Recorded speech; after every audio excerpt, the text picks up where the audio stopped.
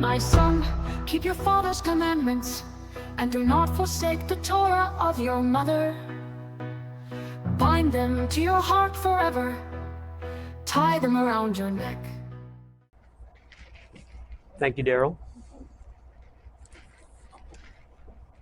Yesterday, the message was called Watch. And again, these are being taped, so if anyone has missed one or will miss one, you should be able to get these. Now, this is part 2 of a 7-part series that we're doing. The name of this one today is called Stand. S-T-A-N-D. Satan's agenda for mankind has always pointed us towards self-centeredness and acting on carnal desires. How many of these have we heard? Do what you want to do. If it feels good, do it. You have a right to feel that way. You have your truth and I have mine. I'm not hurting anyone. This is my life and I'll live it the way I want to. I think we've all heard every one of those. And maybe we've even said some of these. As we look around, as we watch, we see that those concepts are driving our world today. Beauty, popularity, entertainment, power, wealth. It seems to be all that anyone is interested in. Truth, honesty, courage, and integrity are all given lip service, yet put on the back burner. In a global society that encourages everyone to be obedient and to conform, what can we do? What can we do? Well, we can stand. We can stand up, we can stand out, and we can stand for something. Are you one of the people that don't feel that you fit in? I think most of us can probably say that. Are you currently in the system, but you feel that Yahweh is telling you to come out of it? I'm going to refer to 2 sets of verses. I'm not going to turn to them, but if you want to write them down, I'll refer to them. Revelation 18, verses 4 and 5, and Jeremiah chapter 51. Both of those are where Yahweh entreats us. Come out of her, my people. Come out of, be separate. Okay? Are you tired of being a rat in the rat race and desire peace and purpose? Are you just tired of the chaos and the confusion? So, let's study some of the ways that you can stand.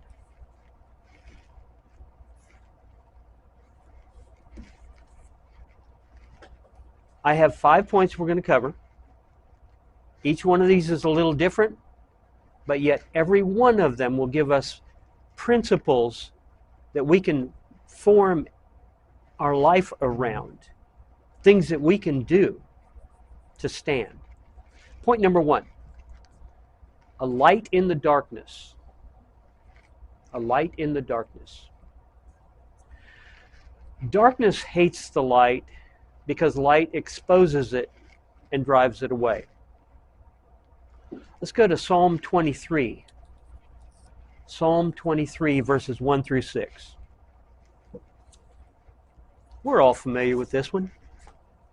Yahweh is my shepherd, I shall not want. He makes me lie down in green pastures. He leads me beside the still waters. He restores my soul.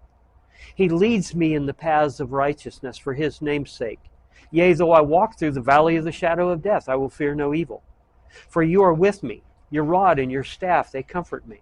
You prepare a table before me in the presence of my enemies. You anoint my head with oil. My cup runs over. Surely goodness and mercy shall follow me all the days of my life, and I will dwell in the house of Yahweh forever. Now, we walk in this valley of the shadow of death. Now, it's interesting because that darkness wants to extinguish our life. I'm not going to turn to it, but you remember in Matthew 24. Matthew 24, when it's talking about it. It says, unless those days were shortened, no flesh would be saved alive. What is Satan's agenda? Okay. He wants to make sure. Okay, he knows what God's plan is. He knows that the Father is making children. He knows that we will be like Yeshua. He knows all this.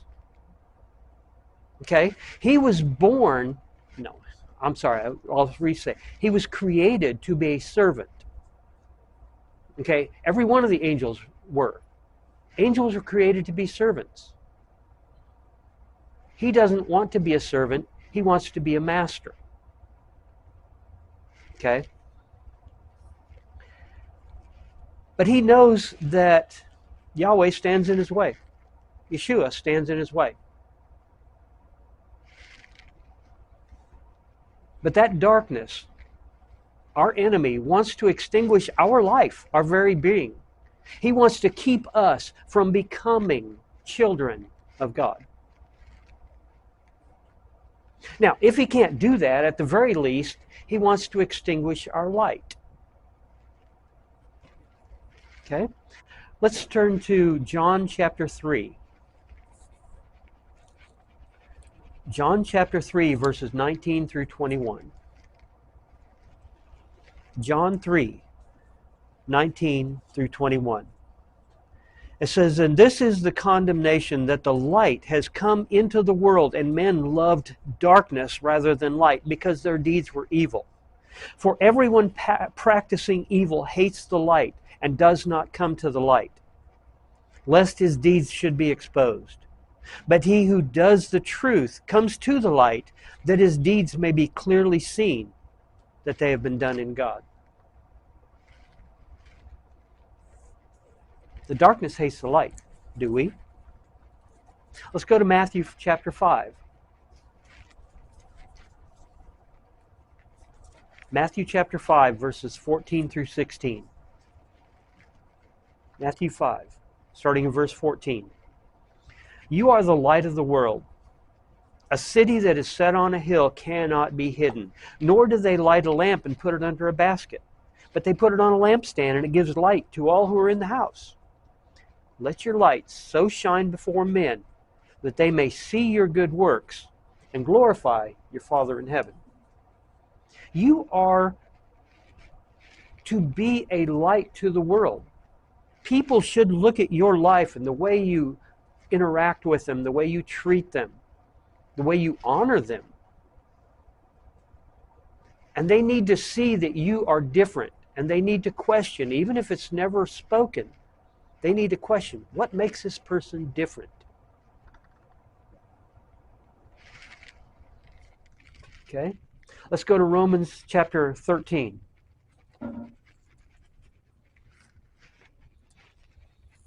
I have a few verses as I usually do, so I'm going to kind of try to go through this a little quicker.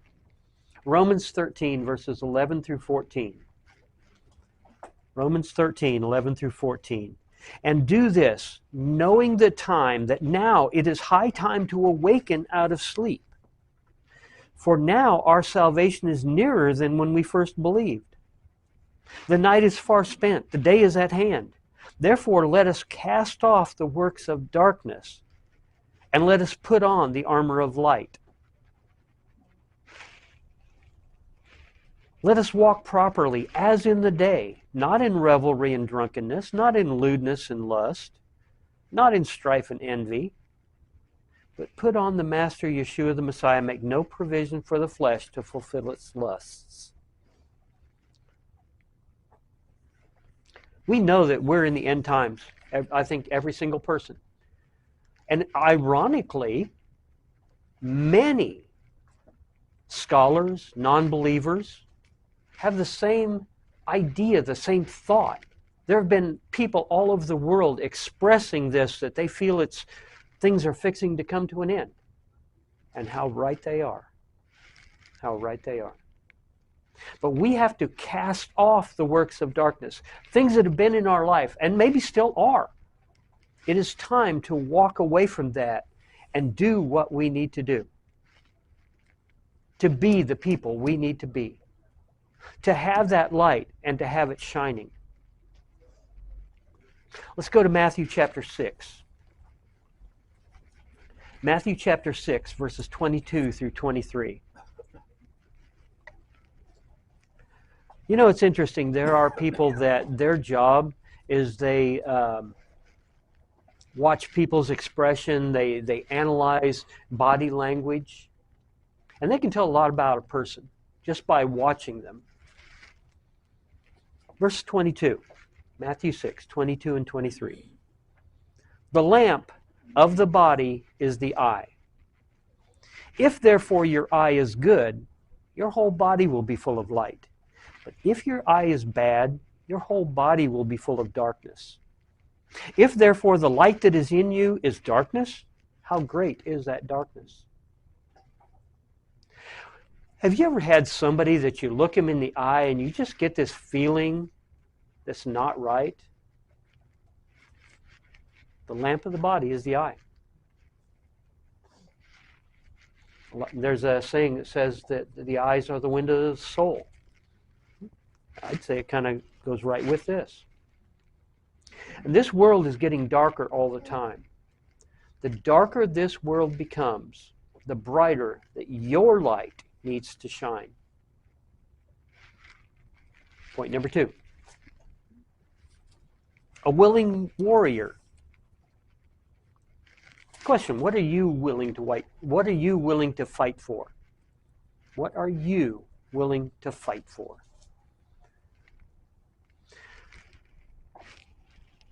Let's go to Ephesians chapter 6. Ephesians 6, verses 10 through 13. We're all familiar with this, but we'll go through it anyway. Ephesians 6, verse 10 through 13. Finally, my brethren, be strong in the Lord and in the power of His might. Put on the whole armor of God that you may be able to stand against the wiles of the devil. For we do not wrestle against flesh and blood, but against principalities, against powers, against rulers of the darkness of this age, against spiritual hosts of wickedness in the heavenly places. Therefore take up the whole armor of God, that you may be able to withstand in the evil day, and having done all, to stand, to still be standing. Are you willing to fight? Then get your armor on. You're going to need it. We are in a spiritual battle, and we don't use physical tools. We have to fight with spiritual tools. That's what the armor is all about. Let's go to 2 Timothy 2. 2 Timothy chapter 2, verses 3 and 4. 2 Timothy 2, verses 3 and 4. It says, you therefore must endure hardship as a good soldier of Yeshua the Messiah. No one engaged in warfare entangles himself with the affairs of this life, that he may please him who enlisted him as a soldier. Okay? Once again, we have to put off the worldly things. To be a soldier, we have to. But let's go one step further. Let's back up to verse 2. It says, and the things that you have heard from me among many witnesses, commit these to faithful men who will be able to teach others also. When you think of a soldier in a foxhole or on the front line or wherever he's at, when he's fighting, are they just thinking about themselves? Or are they thinking about their fellow soldiers? Why is it that you have some of these soldiers that are hardened, seasoned veterans? What do they do when you have the newbies that come in straight out of boot camp? They teach them. They take them under their wing as need be, and they teach them how to be good soldiers. Keep your head down, you know.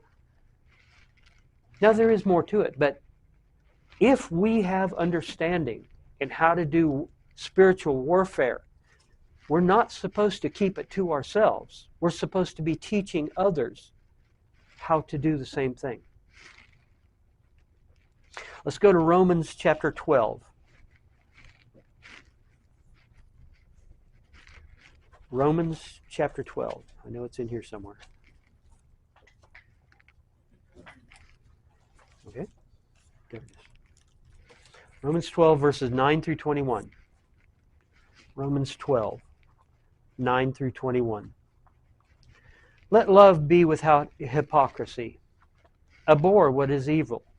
Cling to what is good. Be kindly affectionate to one another with brotherly love. In honor, giving preference to one another. Not lagging in diligence, fervent in spirit, serving the master.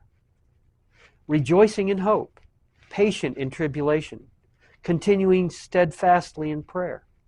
Distributing to the needs of the saints, given to hospitality. Bless those who persecute you. Bless and don't curse. Rejoice with those who rejoice, and weep with those who weep. Be of the same mind towards one another. Do not set your mind on high things, but associate with the humble. Do not be wise in your own opinion. Repay no one evil for evil. Have regard for good things in the sight of all men. If it is possible, as much as depends on you, live peaceably with all men. Beloved, do not avenge yourselves, but rather give place to wrath. For it is written, vengeance is mine, I will repay, says Yahweh. Therefore, if your enemy is hungry, feed him. If he is thirsty, give him a drink. For in so doing, you will heap coals of fire on his head. Do not be overcome by evil, but overcome evil with good. As a soldier, everything we just read is a part of your life. Everything. It's more than just casting out demons. It's more than just standing against Satan. It is being the person that we've seen it in virtually every war. Even just recently, like in the Middle East, and these are people that are totally out for our death. And yet, how many soldiers will put themselves in harm's way to save a child, to save a family? Why? If these are the enemy. Because that's exactly what we're supposed to be doing. We are supposed to uphold the widows, the fatherless. We are supposed to be championing the weak, standing up for those who can't stand up for themselves. This is a part of being a soldier. Okay? Let's back up to Romans 8. Romans 8, verses 31 through 39.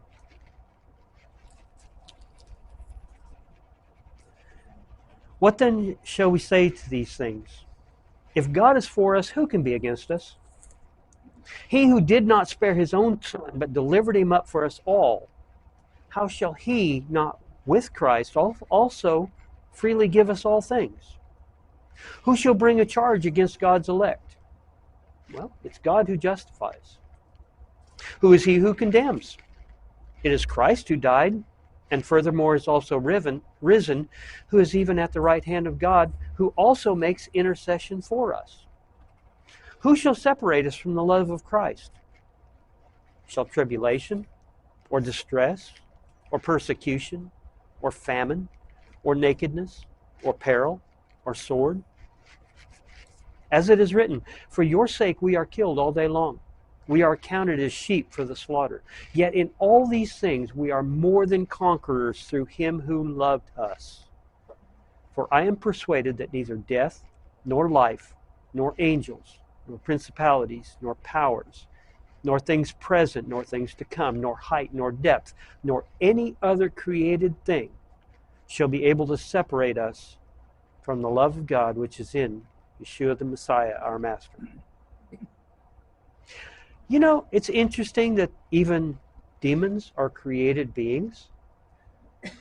So technically, even a demon cannot separate you. The only thing, and it's not listed in this list that we've just read, the only thing that can separate you from Christ is you. That's the only thing. If you choose to, because we all have choice, if you choose to walk away, it's a bad choice, but it's your choice to make. But nothing else. If you went into a battle knowing that nothing could hurt you, how would you feel? 10 feet tall and bulletproof. That's all there is to it. I mean, you would have no fear. Nothing can kill you. Nothing can take you down. You'll be bold. That's the way we need to live our lives. Be bold. Okay? Let's go back to Ezekiel chapter 22. We're going to go to Ezekiel 22, verses 23 through 31. Ezekiel 22, verses 23 through 31. The word of Yahweh came to me, saying, Son of man, say to her, You are a land that is not cleansed or rained on in the days of indignation. The conspiracy of her prophets in her midst is like a roaring lion tearing the prey. They have devoured people. They have taken treasure and precious things. They have made many widows in her midst. Her priests have violated my law and profaned my holy things. They have not distinguished between the holy and the unholy, nor have they made known the difference between the unclean and the clean. They have hidden their eyes from my Sabbaths, so that I am profaned among them.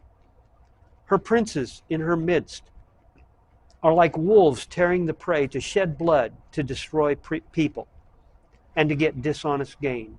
Her prophets plastered them with untempered mortar, seeing false vision, being in construction.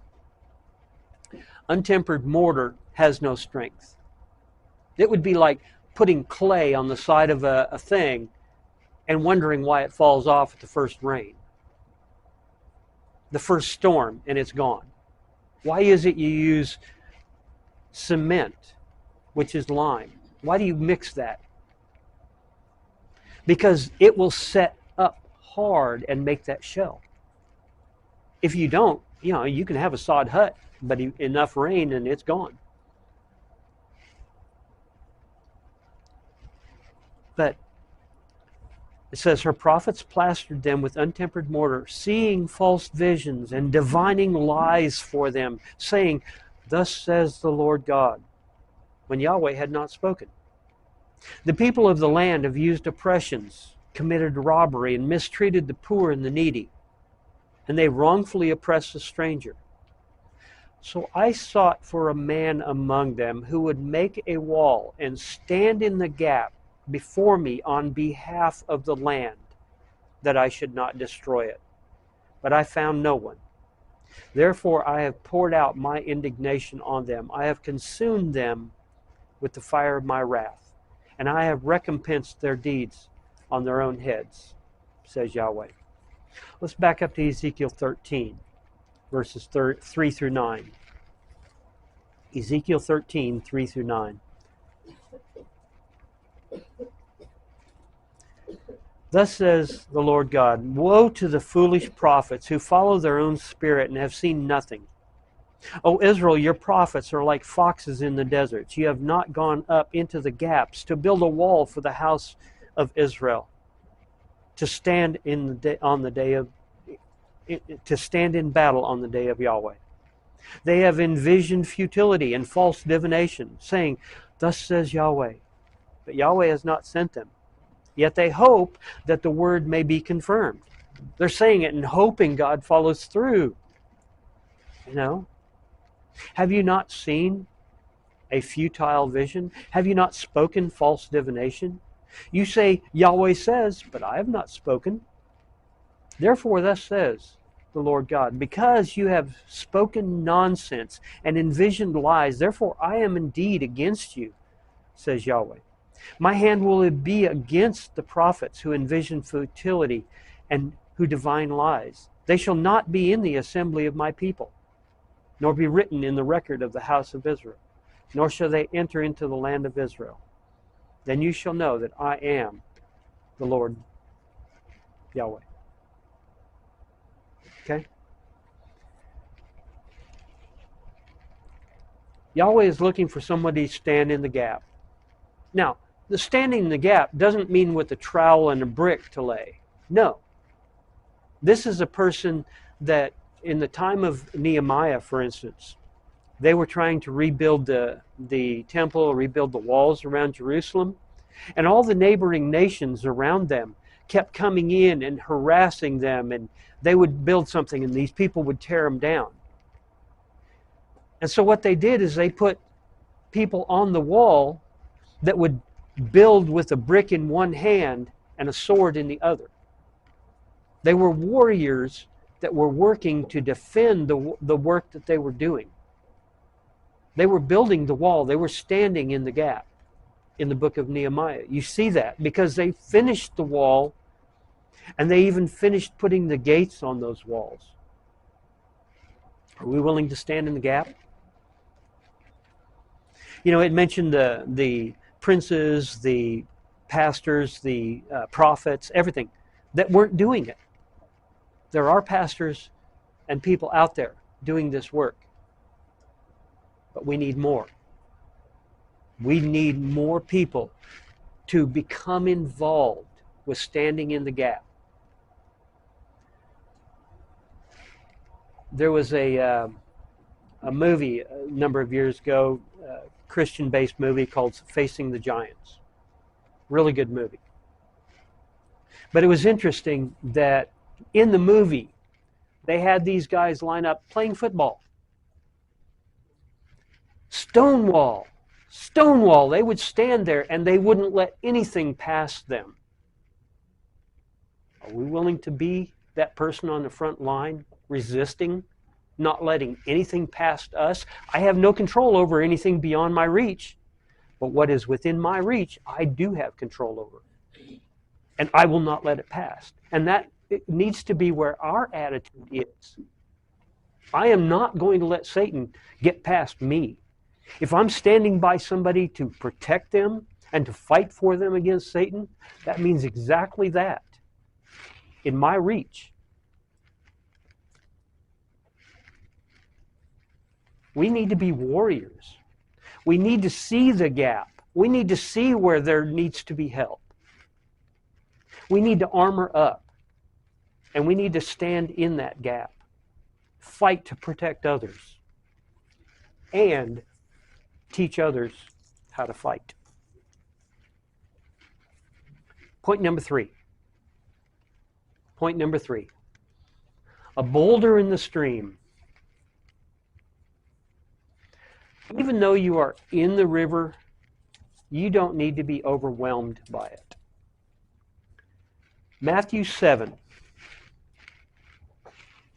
Matthew 7, verses 24 through 27.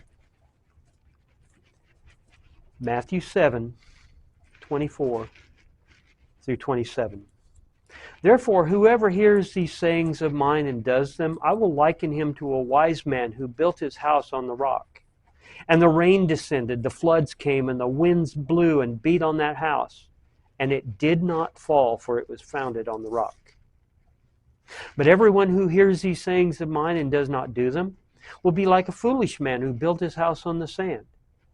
And the rain descended, the floods came, and the winds blew and beat on that house, and it fell. And great was its fall. And so it was. Well, I'm sorry, that was the end of 27. But the question is your building that you're building, is it on solid ground or on sand? Let's go to 1 Corinthians 10. 1 Corinthians 10, verses 12 through 13. 1 Corinthians 10, 12 and 13. Therefore let him who thinks he stands take heed lest he fall. No temptation has overtaken you except such as is common to man. But God is faithful, who will not allow you to be tempted beyond what you are able. But with the temptation will also make the way of escape, that you may be able to bear it. How many times have you felt overwhelmed by something? I think we've all experienced those moments. But you know something? God is faithful, who will not allow you to be tempted beyond what you are able. Sometimes we feel overwhelmed. And we think we're looking at it from our point of view, and we have this massive thing. How did King David feel when he went out against Goliath? Was he looking at all of the Philistine army? No. Oh, I know that he saw them. Where was his focus on? The chief enemy of Israel. His whole focus was there, and that is where he put his energy. Okay? Remember, even if we feel overwhelmed, Yahweh is not giving you more than you can handle.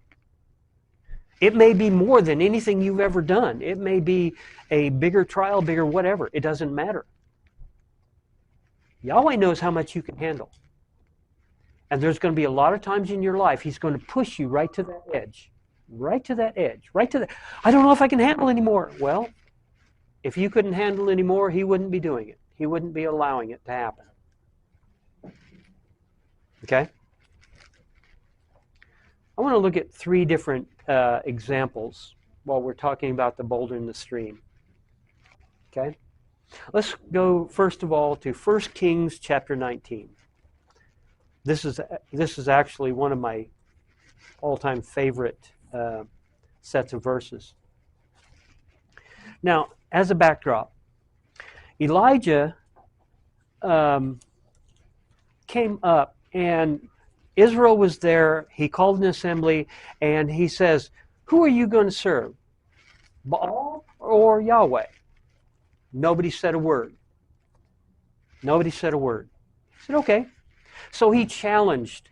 He told there were like, 400 I think it was, priests of Baal. And he said, "Okay, I'll tell you what. We're going to build 2 altars here. I'll build one, you guys build another. We're going to make them identical. You're going to put wood on yours, I'm going to put wood on mine. We're going to sacrifice on mine, sacrifice on yours. And I'll even let you go first." So they did. They spent at least a full day jumping around, yelling, doing all kinds of stuff, even cutting themselves. And what was Elijah doing? Sitting back? No, he was making fun of them. Okay? And then, when it was all over with, and when it's his turn, he said, "Okay, I want you to dig a trench around there, and I want you to fill it with water." That's soaked in. "Okay, fine. Fill it again. Soaked in. Fill it again. Let's make sure this thing is nice and soaking wet." He did it again. And he called on Yahweh. And the fire that came from the sky not only devoured the sacrifice, the wood, but even the wet ground.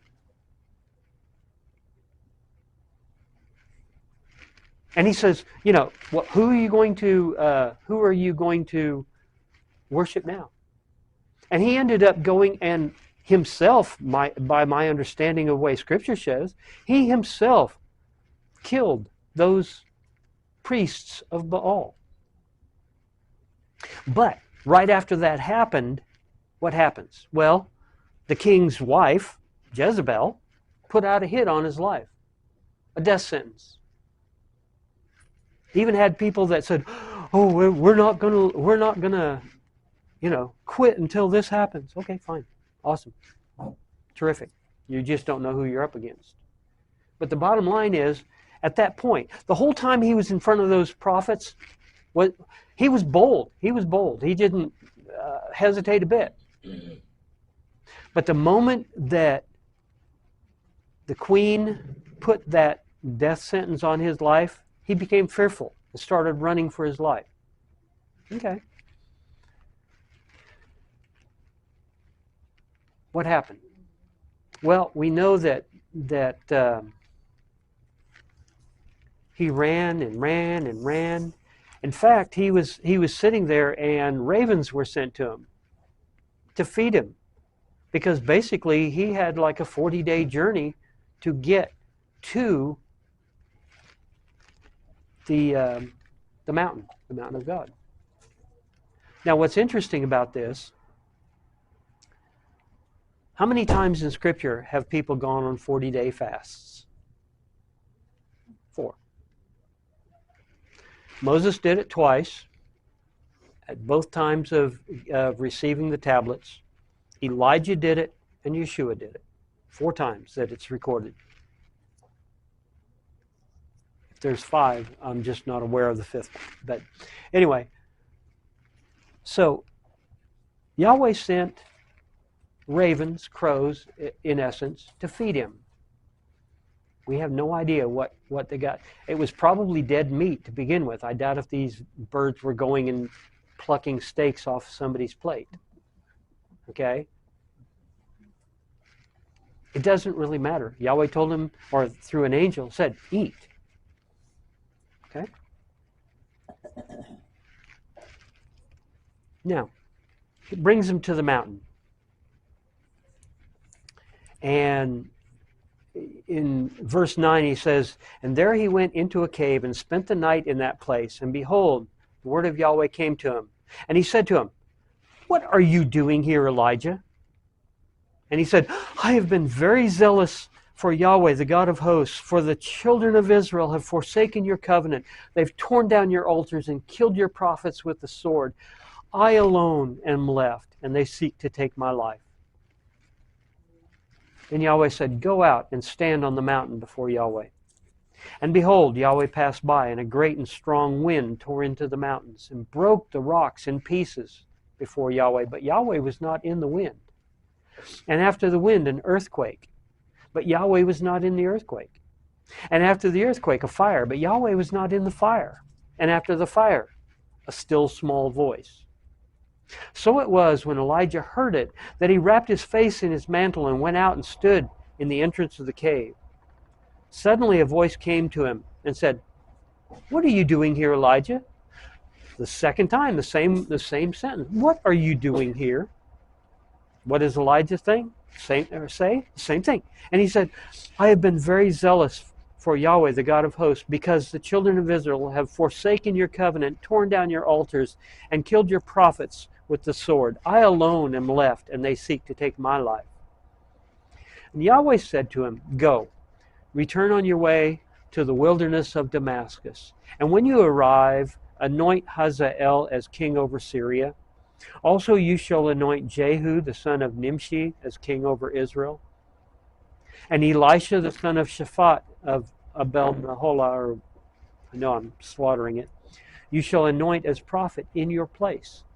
It shall be that whoever escapes the sword of Hazael, Jehu will kill. And whoever escapes the sword of Jehu, Elisha will kill.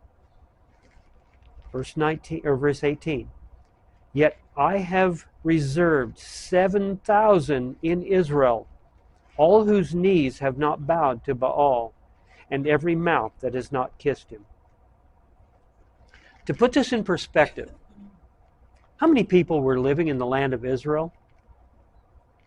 It doesn't say. But if you actually go back a little bit and look at the people that came out of Egypt, okay, and start doing, because it talks about of each tribe so many people, from 20 years old, I think it is, of the males, from 20 till 50, 20 to 60, somewhere in that area, were counted. There were almost 1 million men. How many women and children were there? How many people were there that were older than that? A conservative estimate would have been 2 million that walked out of Egypt. That's a pretty good size gathering, pretty good sized group. How many more at this time were living in Israel? Again, the most I could do would be to just give a conservative guess, but we know that it would be in the millions. And yet only 7,000? That little tiny drop in the bucket was all that there was left that were faithful to Yahweh, that refused to bend the knee. Even though that you may feel alone, you're not. I have come across a lot of people that have spent maybe even years living in a place, and they wish that they could find a congregation that kept the Sabbath. They wish that they knew somebody where they could keep the feast. I've run into these people, and I run into them quite often, unfortunately. They've been all alone for years, and they think nobody else is around.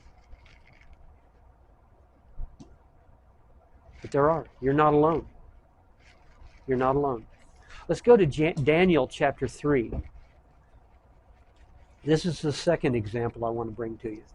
Daniel 3, verses 16 through 18. Daniel 3, verses 16 through 18. Shadrach, Meshach, and Abednego answered and said to the king. Now, they had already been told that they had to fall down when the music played. They had to fall down and worship this golden idol that was a facsimile of Nebuchadnezzar. Shadrach, Meshach, and Abednego answered and said to the king, O Nebuchadnezzar, we have no need to answer you in this matter. Because they were told that they were going to be killed if they didn't do it. If that is the case, our God whom we serve is able to deliver us from the burning fiery furnace, and he will deliver us from your hand, O king. We're talking not only the king of the land, but Babylon was the primary country in the whole world. So you're, in essence, looking at there's no other king above this individual, earthly king. They said, he will deliver us from your hand, O king. But if not, let it be known to you, O king, that we do not serve your gods, nor will we worship the gold image which you have set up.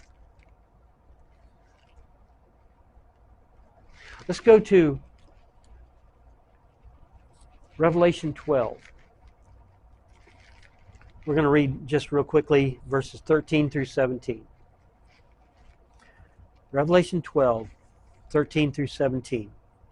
And when the dragon saw that he had been cast to the earth, he persecuted the woman who gave birth to the male child. But the woman was given 2 wings of a great eagle, that she might fly into the wilderness to her place, where she is nourished for times and half a time, 3.5 years, from the presence of the serpent. So the serpent spewed water out of his mouth like a flood. These are armies. These are masses of people that are sent out after the woman, that he might cause her to be carried away by the flood. He wanted these people to be overwhelmed. Verse 16, but the earth helped the woman, and the earth opened its mouth and swallowed up the flood which the dragon had spewed out of his mouth.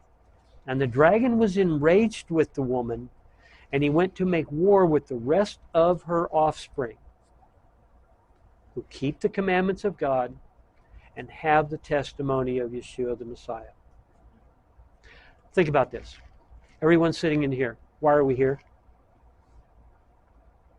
Is it because we're following what Yahweh wants us to do? Do we have that testimony of Yeshua? Each and every single one of us does. This puts a target on each and every one of us. You know something? Myself, I don't care.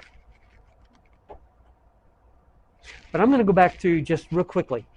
It's interesting that in 1 Kings 19, what was he fighting against? Demons.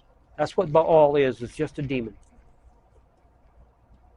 In Daniel 3, he was going against a king. In Revelation 12, this is against Satan himself. We need to understand that no matter how big the adversary is, we don't have to give in to the pressure that's going to be put on us. So the question I'm going to ask, if this would include you, including, we're talking Revelation 12, where it says in verse 17, he went to make war with the rest of her offspring who keep the commandments of God and have the testimony of Yeshua. If this would include you, will you be swept away, or will you still be standing? Okay? Here's some other questions that I'm just going to bring up, something to think about. Is the flow of the stream wearing you down? It seems like we fight against evil every single day. All around us, is it wearing you down? Has the flow of the stream eroded what used to anchor you down? Will you compromise for comfort? Would you compromise for safety? How about for friends? Would you compromise for friends? Would you compromise for a job? Many, many people. You know, Exodus 31:13 says, the Sabbath is a sign between me and my people, Israel, forever. The Sabbath is a sign between us and God.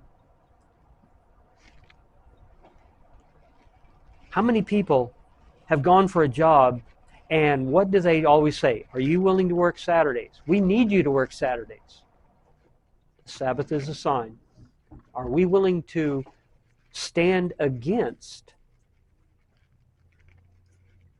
even the business world and refuse to give up, refuse to compromise? Will you compromise for a church? Will you compromise for family? Or are you willing to be one of the 7,000? Okay? Be a boulder in the stream. Everything can go around you, but it doesn't have to affect you. Point number 4. Point number 4. A beacon in the storm. Uncertainty, chaos, and confusion are all around us. Again, we watch. We see this.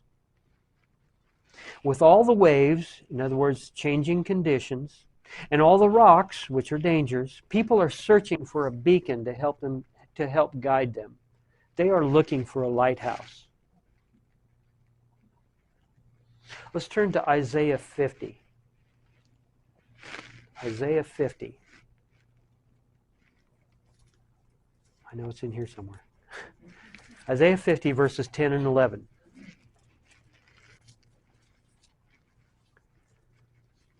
Who among you fears Yahweh?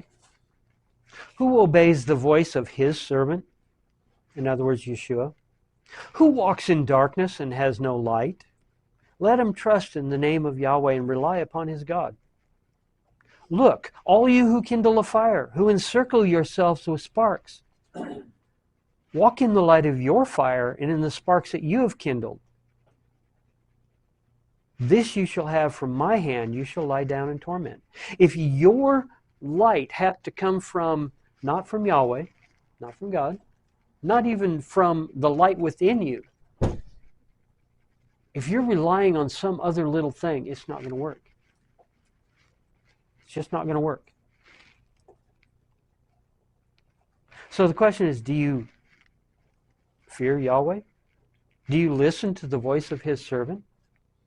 Let's turn to Joshua chapter 24. I love this verse.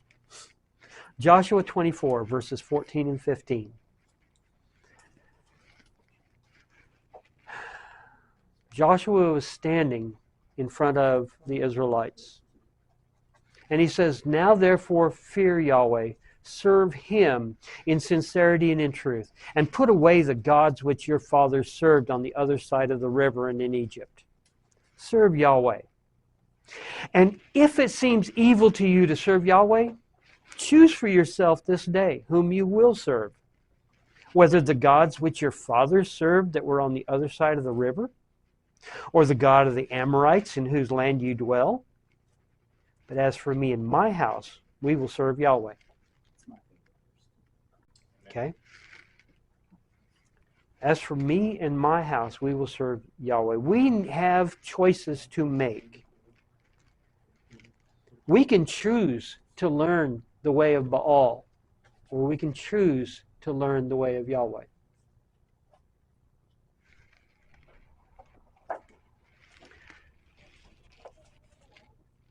Yesterday, we talked about, we mentioned Matthew 7, verses 24 through 27. If you want to, actually, I think we covered it here.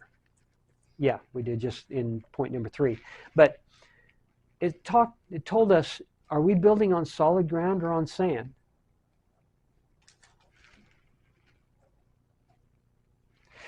If we're supposed to have a lighthouse that is supposed to be a beacon to others, Are we building on that lighthouse on solid rock, or are we building it on sand? Because we know that those waves, the rain, the wind, everything's going to beat on that house. Is it going to stand? Well, there's another part of this too that is important as well. And this is in Hebrews chapter 6.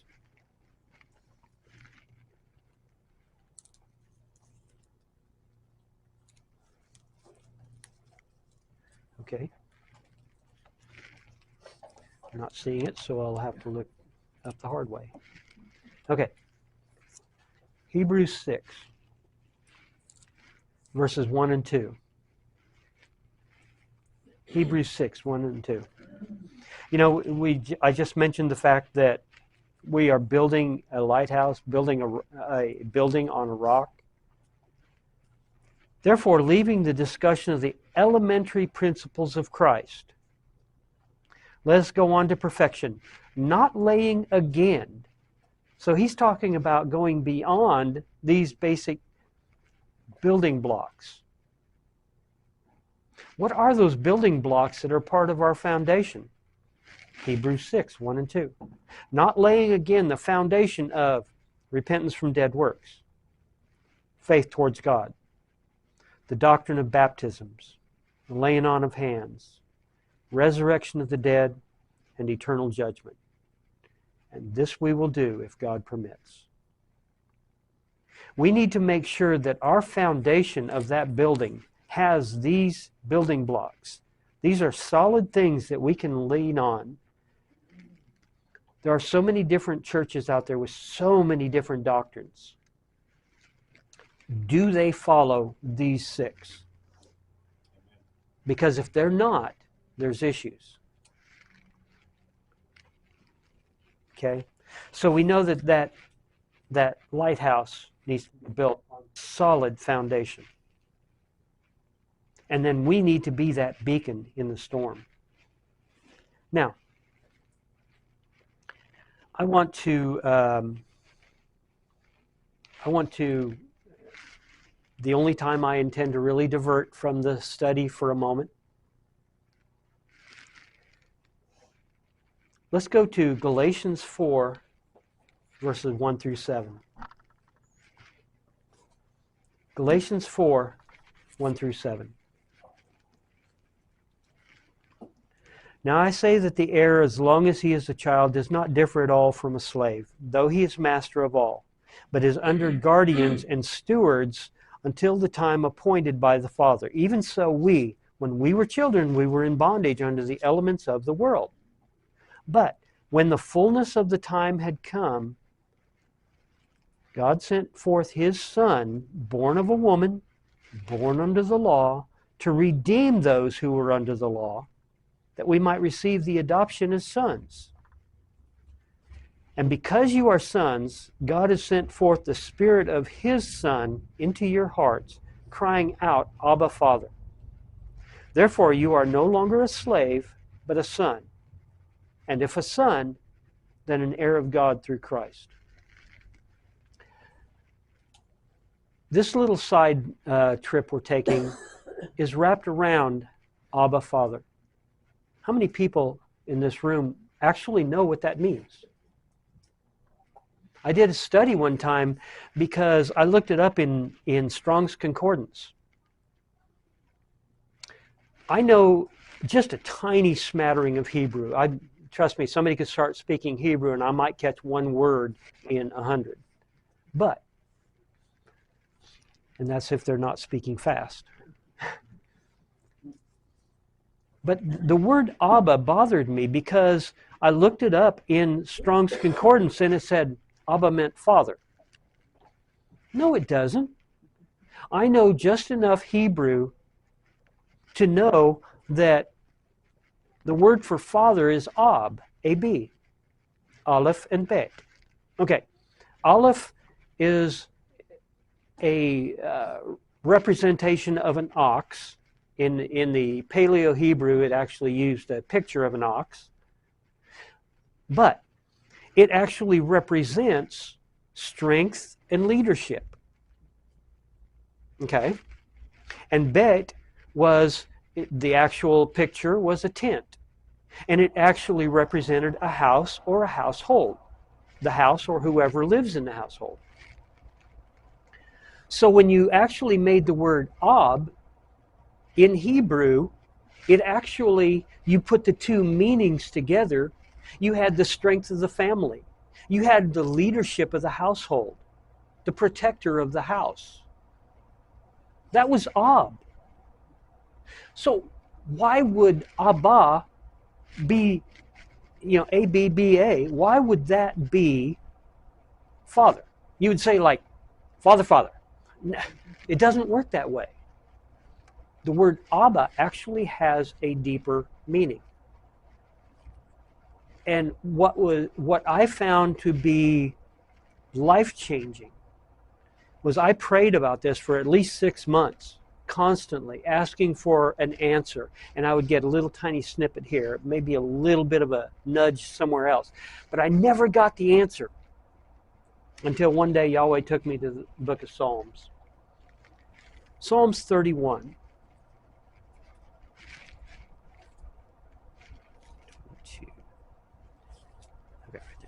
Psalms.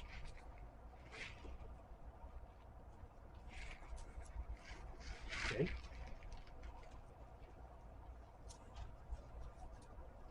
Psalms 31. Okay, so that would be 23. Psalms 31, verses 1 through 5. We're not reading the whole chapter. I'm just going to read part of it. In you, O Yahweh, I put my trust. Let me never be ashamed. Deliver me in your righteousness. A lot of this sounds like a regular father, right? I put my trust in you. Deliver me. Bow down your ear to me. Deliver me speedily. Be my rock of refuge, a fortress of defense to save me. For you are my rock and my fortress. Therefore, for your name's sake, lead me and guide me. Pull me out of the net which they have secretly laid for me. For you are my strength. Into your hand I commit my spirit. You have redeemed me, O Yahweh, God of truth. Here's what's awesome about this. Not only is he the strength of the family, not only is he the leadership of the household, he is the solid rock that we can lean on. The place where we can have the fortress that we can run to when troubles come. And when it was talking here in Galatians, well, when it was talking in Galatians, who was he talking to? He was talking to the Jews, because he started it talking about it.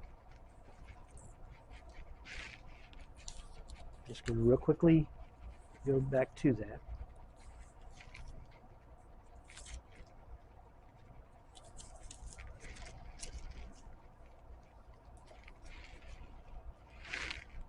When he says, even so, when we were children, we were in bondage under the elements of the world. But when the fullness of the time had come, God sent forth his Son, born of a woman, born under the law, to redeem those who were under the law. Was he talking about the Gentiles? No, he was not talking about the Gentiles. This was talking about the Jews, that we might receive the adoption of sons. Why would they have to be adopted? I mean, these were natural born Israelites, right? If you're ever wondering, if you want to write it down in your notes, Romans chapters 9, 10, and 11. Who is Israel?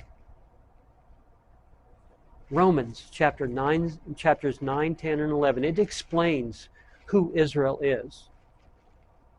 And it talks about, it doesn't matter whether you're the natural branches or grafted in branches, you have to be connected to the vine, the true tree. Unless you're connected to Yeshua, it doesn't matter. True Israel, God's people, are those who are connected to Yeshua. And it's interesting in verse 6 where he said, "And because you are sons, God has sent forth the Spirit of His Son into your hearts, crying out, Abba, Father." The Jews were allowed to do that, to cry out to God for salvation. But let's go one step further.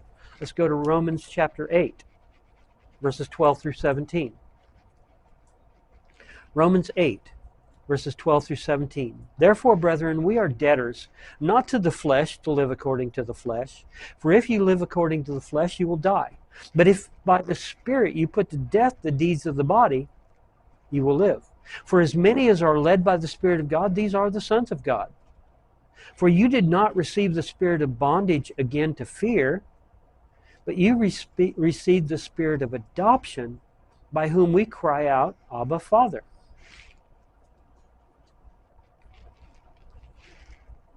The Spirit bears witness with our spirit that we are children of God. And if children, then heirs, heirs of God, and joint heirs with Christ, if indeed we suffer with Him, that we may also be glorified together. You did not receive the spirit of bondage again to fear. The Gentiles were technically not under bondage anyway. The Jews were under bondage by the law. That was where they thought their salvation, that their righteousness came from, was keeping the law. Never was meant for that. The law was never meant for righteousness. The law was never meant for salvation. It was meant for obedience. And it's interesting that, and again, we read it yesterday about Matthew 7. "Depart from me, you who work lawlessness." Those who don't want to be under any instruction from God, that's what it's talking about. But this here in Romans, he was talking to the people at Rome. Were they Jews? No. The Romans were Gentiles.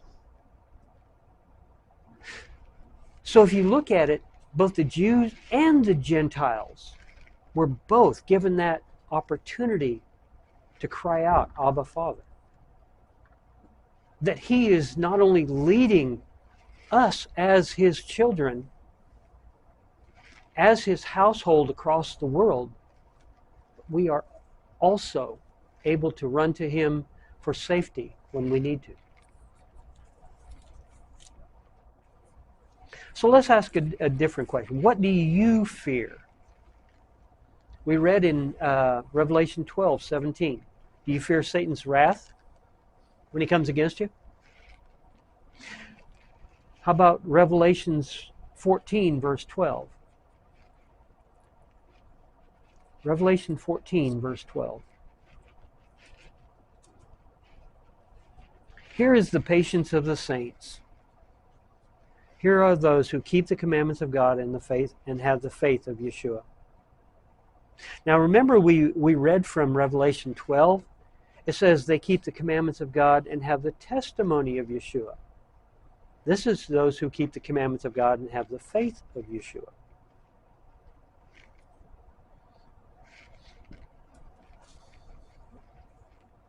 Do you fear persecution? Do you fear martyrdom? Some people do.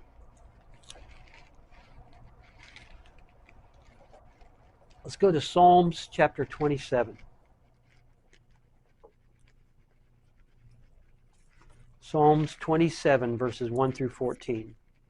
I'm just going to kind of quick go through this. "Yahweh is my light and my salvation. Whom shall I fear? Yahweh is the strength of my life. Of whom shall I be afraid? When the wicked came against me to eat up my flesh, my enemies and foes, they stumbled and fell. Though an army may encamp against me, my heart shall not fear.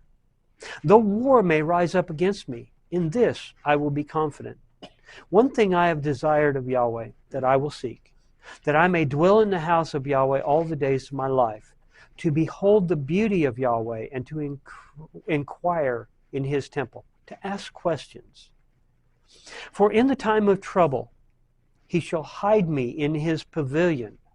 Again, Abba. "In the secret place of His tabernacle He shall hide me. He shall set me high upon a rock. And now my head shall be lifted up above my enemies all around me. Therefore I will offer sacrifices of joy in his tabernacle. I will sing, yes, I will sing praises to Yahweh. Hear, O Yahweh, when I cry with my voice. Have mercy also upon me and answer me. When you said, seek my face, my heart said to you, your face, Yahweh, I will seek. Do not hide your face from me. Do not turn your servant away in anger. You have been my help. Do not leave me or forsake me, O God of my salvation. When my father and my mother forsake me, then Yahweh will take care of me. Teach me your way, O Yahweh, and lead me in a smooth path because of my enemies. Do not deliver me to the will of my adversaries. For false witnesses have risen against me, and such as breathe out violence. I would have lost heart unless I had believed that I would see the goodness of Yahweh in the land of the living. Wait on Yahweh. Be of good courage, and he shall strengthen your heart. Wait, I say, on Yahweh. Okay? Of whom shall we be afraid? I don't care who it is and how vehemently they are, I will kill you. I don't care. You can say whatever you want. It doesn't change me. Let's go to Proverbs chapter 9. So Gary read this about 10 days ago. Proverbs 9, verses 10 through 12. The fear of Yahweh is the beginning of wisdom, and the knowledge of the Holy One is understanding. For by me your days will be multiplied, and years of life will be added to you. If you are wise for yourself. And if you scoff, you will bear it alone.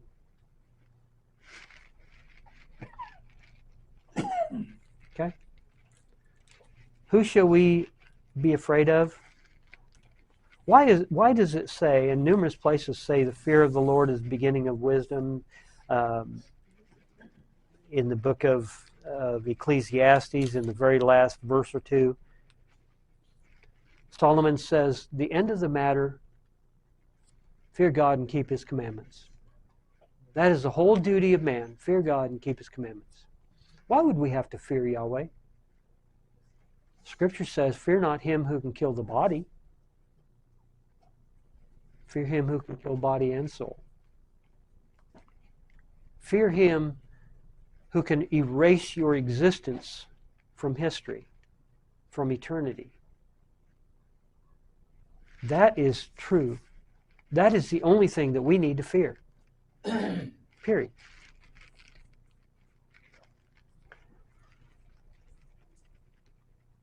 Matthew chapter 10, verses 16 through 26. Matthew 10, verses 16 through 26. Behold, I send you out as sheep in the midst of wolves. Therefore be wise as serpents and harmless as doves. But beware of men, for they will deliver you up to councils. They will scourge you in their synagogues. You will be brought before governors and kings for my sake, as a testimony to them and to the Gentiles, to non-believers.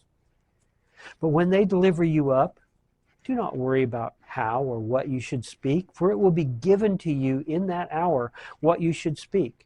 For it is not you who speak, but the Spirit of your Father who speaks in you. Now brother will deliver up brother to death, and a father his child. And children will rise up against parents and cause them to be put to death. And you will be hated by all for my name's sake. But he who endures to the end will be saved. When they persecute you in this city, flee to another. For assuredly, I say to you, you will not have gone through the cities of Israel before the Son of Man comes. A disciple is not above his teacher, nor a servant above his master. It is enough for a disciple that he be like his teacher, and a servant like his master. If they have called the master of the house Beelzebub, how much more will they call those of his household? Therefore don't fear them, for there is nothing covered that will not be revealed, and hidden that will not be known. We have nothing to fear. What is important is that we stay strong. The storm is coming. This storm, and again, we were talking about being a beacon in the storm. The storm is coming, and it will get much worse. So does your life stand out? If not, you're not being a lighthouse. If your light barely shines, no one is able to be warned by it. But as the storm worsens, the more your beacon needs to blaze ever brighter. The more that the Holy Spirit working in your life needs to shine out of your life for others to see. They are looking for guidance. They are looking for a safe haven in the storm. We have it. Are we willing to share it with others? That's what it amounts to. Point number 5. The lion. The attributes of a lion are boldness and strength. Even if surrounded by fear and weakness, even if facing death. A lion is bold and strength all the way to the very end. Now, some people fear the lion. We see in 1 Peter 5, verse 8.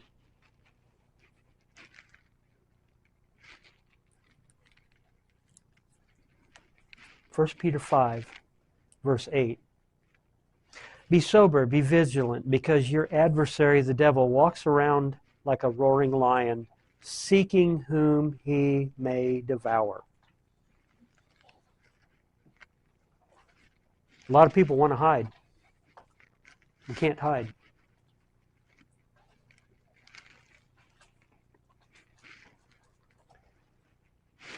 Let's go to Proverbs chapter 22.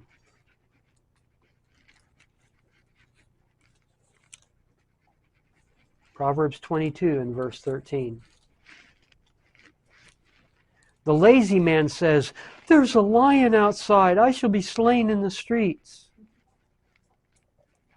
Proverbs 26 verse 13. Proverbs 26:13 says, the lazy man says, "There's a lion in the road. A fierce lion is in the streets." Are we afraid of Satan? There are people that fear the lion. But let's look at the other side of that. Proverbs 28, verse 1. The wicked flee when no one pursues, but the righteous are as bold as a lion.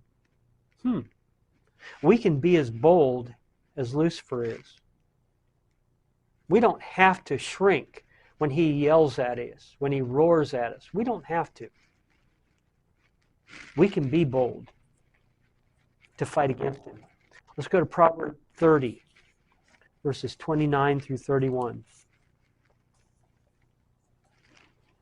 Proverbs 30, verses 29 through 31. There are 3 things which are majestic in pace. Yes, 4 which are stately in walk. A lion which is mighty among beasts and does not turn away from any. A greyhound, a male goat, and a king whose troops are with him. These are the things that do not back down. I like the way it says, a lion which is mighty among beasts and does not turn away from any. 2 Timothy 1, verse 7. 2 Timothy chapter 1, verse 7. For God has not given us a spirit of fear, but of power and love and a sound mind. What do we have to fear? Let's go to Philippians 4, verse 13. Philippians 4, verse 13. I can do all things through Yeshua who strengthens me. I can do all things through Christ.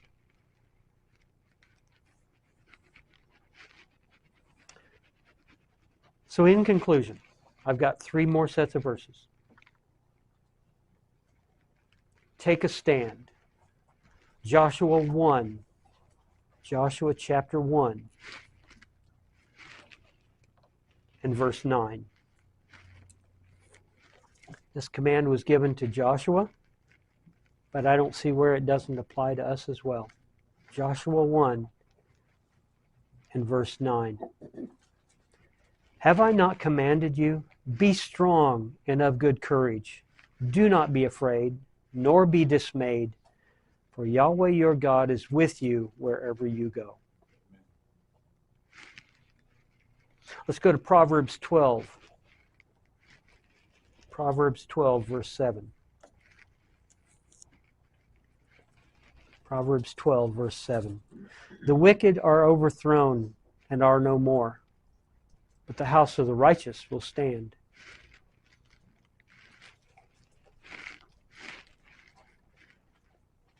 And for the last verse, let's go to Psalms chapter 1. Psalms 1, verses 1 through 6. Blessed is the man who walks not in the counsel of the ungodly, nor stands in the path of sinners, nor sits in the seat of the scornful. But his delight is in the law of Yahweh, and in his law he meditates day and night. He shall be like a tree planted by the rivers of water, that brings forth its fruit in its season, whose leaf also shall not wither, and whatever he does shall prosper. The ungodly are not so, but are like the chaff which the wind drives away. Therefore the ungodly shall not stand in the judgment, nor sinners in the congregation of the righteous. For Yahweh knows the way of the righteous, but the way of the ungodly shall perish. So as a parting thought, there's an old saying that says, if you don't stand for something, you'll fall for anything.